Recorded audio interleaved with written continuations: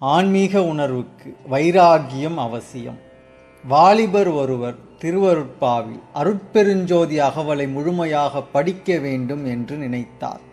பல நாட்கள் முயன்றும் முடியவில்லை.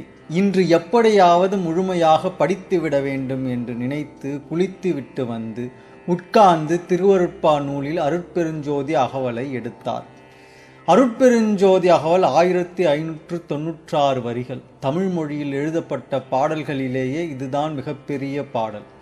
இதனை தினமும் முழுமையாக படிக்கும் பொழுது அவர்களின் வாழ்வு சிறக்கிறது. எனவே அந்த வாலிபர் இன்று எப்படியாவது முழுமையாக படித்து விட வேண்டும் என்று எண்ணி படிக்கத் தொடங்கினார். ஒரு 200 வரிகள் படித்திருப்பார். ஒரு எலி ஓடியது. கண்கள் அதனை பார்த்ததும் ஏதோ ஓடுகிறதே என்று எண்ணியது மனம். ஓடுவது எலி, அது வீட்டில் எதையாவது கடிக்கப் போகின்றதோ என்று விசாரித்தது புத்தி. அதை துரத்த வேண்டும் என்று நிச்சயித்தது சித்தம். அகங்காரம் எலியை துரத்த எழுந்தது. துரத்த ஓடினால் அகவல் படிப்பது தடைபட்டு போகுமே, அகவல் படிக்க வேண்டுமே என்று விசாரித்தது புத்தி.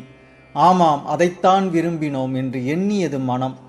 அது எதையாவது கடித்தால் கடிக்கட்டும், இன்று அகவலை படித்து முடிக்க வேண்டும் என்று முடிவெடுத்தது சித்தம். படிக்க உட்கார்ந்தது அகங்காரம். தொடர்ந்து படிக்க ஆரம்பித்தார். ஒரு 500 வரி வரை படித்திருப்பார். வெளியில் ஒருவர் பேசும் சத்தம் அந்த வாலிபரின் செவியில் விழுந்தது. யாரோ பேசுகிறார்கள் என்று எண்ணியது மனம். பேசும் குரல் நமக்கு பரிச்சயமான குரலா என்று விசாரித்தது புத்தி. ஆமாம், நம் நண்பனின் குரல். ஏதாவது முக்கியமாக சொல்ல வந்திருப்பார். எழுந்து செல்ல வேண்டும் என்று முடிவெடுத்தது சித்தம். எழுந்தது அகங்காரம். எழுந்தால் அகவல் படிப்பது தடைபட்டு போகுமே, அகவல் படிக்க வேண்டுமே என்று விசாரித்தது புத்தி. ஆமாம், அதைத்தான் விரும்பினோம் என்று எண்ணியது மனம். அவர் எதற்காக வந்தாலும் நாம் முதலில் அகவலை படித்து முடிக்க வேண்டும். படித்து முடிக்கும் வரை யார் என்ன பேசினாலும் காதில் வாங்கக்கூடாது என்று முடிவெடுத்தது சித்தம். படிக்க உட்கார்ந்தது அகங்காரம். தொடர்ந்து படிக்க ஆரம்பித்தார். ஒரு 700 வரி வரை படித்திருப்பார். அவர் நாசியில் ஒரு வாசனை புகுந்தது. ஏதோ வாசனை என்று எண்ணியது மனம். நமக்கு மிகவும் பிடித்த நறுமணமோ என்று விசாரித்தது புத்தி. ஆமாம், நமக்கு பிடித்த நறுமணம். நமக்கு பிடித்த உணவு பதமாக சமைக்கப்பட்டு விட்டது என்று முடிவெடுத்தது சித்தம்.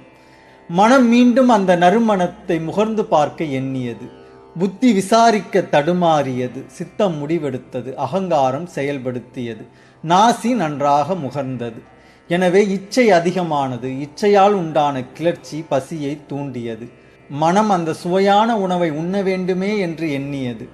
உண்ண சென்றால் அகவல் படிப்பது தடைபட்டு போகுமே, அகவல் படிக்க வேண்டுமே என்று விசாரித்தது புத்தி. ஆனால் நமக்கு இப்படி பசிக்கின்றதே, சாப்பிட வேண்டுமே என்று எண்ணியது மனம். புத்தி தடுமாறியது. சாப்பிட்டு விட்டு அகவல் படித்தால் தவறொன்றும் இல்லை என்று முடிவெடுத்தது சித்தம். சாப்பிட எழுந்தது அகங்காரம். எழுந்து சென்று வயிறு முட்ட சாப்பிட்டு முடித்தார். இனி சிறிது படுக்க வேண்டும் என்று எண்ணியது மனம். சாப்பிட்டு விட்டு அகவல் படிக்க வேண்டும் என்று எண்ணினாயே என்று விசாரித்தது புத்தி. உண்ட மயக்கம் தொண்டனுக்கும் உண்டு, சிறிது ஓய்வு எடுத்து கொள்ளலாம் என்று எண்ணியது மனம். புத்தி தடுமாறியது. இப்பொழுது ஓய்வு எடுத்து கொள்ளலாம், நாளை நிச்சயமாக முழுமையாக படிக்கலாம் என்று முடிவெடுத்தது சித்தம்.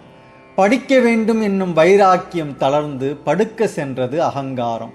இப்படியே ஒவ்வொரு நாளாக கழிந்தது. தடிக்கடி நாய்போல் நுகர்ந்து வாய் சுவைத்து தவம் புரிந்தான் என நடித்தேன். பொடிக்கடி நாசி துளையிலே